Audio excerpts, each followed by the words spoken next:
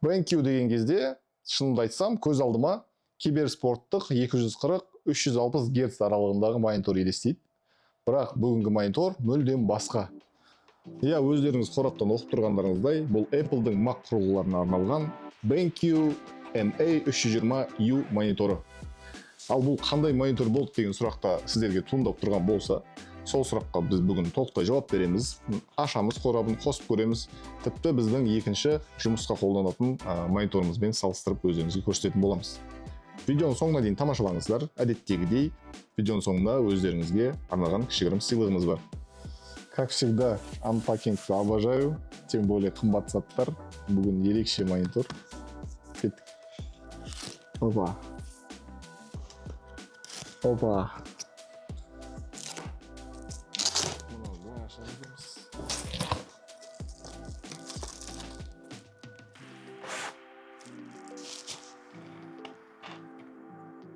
Кабель ұстап тұратын ба?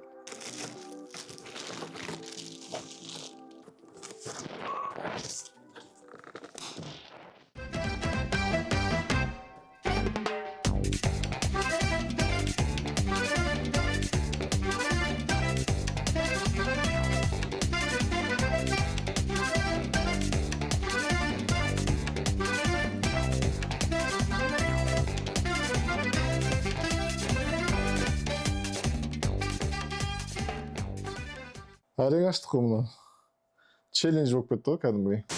BenQ-дің қорабын ашқан кезде бірден түсінесің, бұл жай ғана офисный монитор емес, бағасы да арзан емес, материалдары премиум, салмағы да жақсы. Ал ішіндегі панель 4К, 32 дюйм, IPS матрица, жиілігі 60 Гц, 97% DCI P3-ті қамтиды, яғни түстері өте кең, қанық және кинематографиялық. BenQ MA320U артқы жағында 2 USB-C бар, біреуі 15 Вт, iPhone, iPad немесе басқа да заттарды зарядтауға жетеді. Екіншісі 90 Вт, MacBook'ты зарядтап тұрып, сонымен жұмыс жасай бересің. Бұл Apple Studio Display сияқты, бірақ бағасы өте төмен.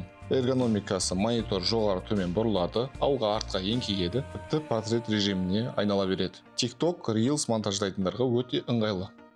Дисплей пилоты 2.0 қосымшасы міндетті түрде орнатылатын зат, өмірді жеңілдетеді. Дәл осы бағдарлама ашады, түстер, профайлдар, гамма, контраст. MacBook'пен жұмыс істегенде өте ыңғайлы. Мұнда өте көп баптаулар бар. Осы баптаулардың барлығын осы қосымша арқылы жасап, бұлай экранды бұратын болсақ, мысалы мұнда автоповорот деген режим бар. Бұл монитордың маған ең қатты ұнаған жері бұл түс диапазоны. 97% DCI P3.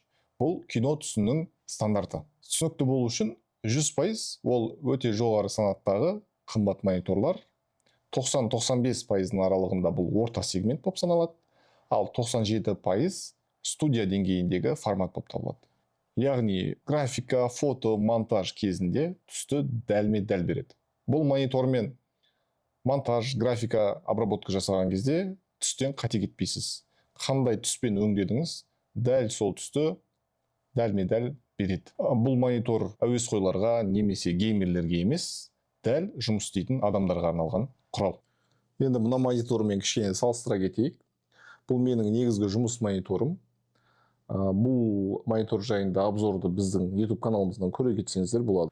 Samsung QD OLED 21.9 формат, 3440-1440, 240 Гц. Осы параметрлерге қарап отырып, бұл монитордың ойынға, киноға, күнделікті жағдайға арналған. Бағасы екеуінің шамалас. Бұл жерде бәрін салыстырмай, тек қана түстерін айта кетейік. Мысалы, осы Samsung мониторында цветокоррекция кезінде түстерінен көп шатасатын. QD OLED болған соң өте қараңғылық көрсететін, более контрастный, насыщенный. Содан түстерінен шатаспау үшін екінші монитормен TCL QD Mini LED түстерді бақылап отыруға тура келді. QD OLED матрицалары әдетте 99% DCI P3, 100% Adobe RGB-ға жақын, BT 2020 қамтуы да жоғары. Яғни Samsung QD OLED түстері қағаз бойынша кеңірек. Қысқа сөзбен айтқанда, бояу дәл көрсеткіш емес, ощущение мынандай: өте анық, контраст, жарқын, көзбен көргенде вау деген эффект береді. Қараңғы жерлерді одан сайын қап-қара қылып тастайды. Түстерді әдемі қылып көрсетеді. Ал BenQ MA320U мониторында ондай проблема жоқ. Түстерден шатаспайсың. Яғни қалай камерамен түсірсең, соған өте жақын қылып көрсетеді. Бұл BenQ мониторында пиковая яркость 550 нит. Салыстыра кететін болсақ, Apple Studio дисплейда 600 нит. Айырмашылығы шамалы, көз байқамайтындай деңгей.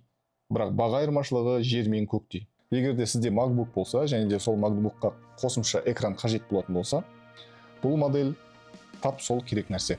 Видеографтарға, фотографтарға, дизайнерлерге, монтажерларға таптырмас дүние. Сапасы мен мүмкіндігі Apple-дың дисплейлерімен шамалас, бірақ бағасына салыстыратын болсақ, әлде қайда арзан. Ең бастысы түстің дәлдігі, 90 ваттық қуаттау мүмкіндігі, 4K дисплей, және де дисплей пилот арқылы бапталатын ыңғайлы құрал. Жалпы айтқанда бұл монитор эмоция алу үшін емес, жұмысты дұрыс жасау үшін арналған. Егер де біздің видеомыз сізге ұнаған болса, лайк басыңыз, тіркеліңіз, және де пікір қалдырыңыз. Әдеттегідей, ең көп лайк жинаған пікір иесіне бізден сыйлығымыз бар. Осымен тамам, қош сау болыңыздар.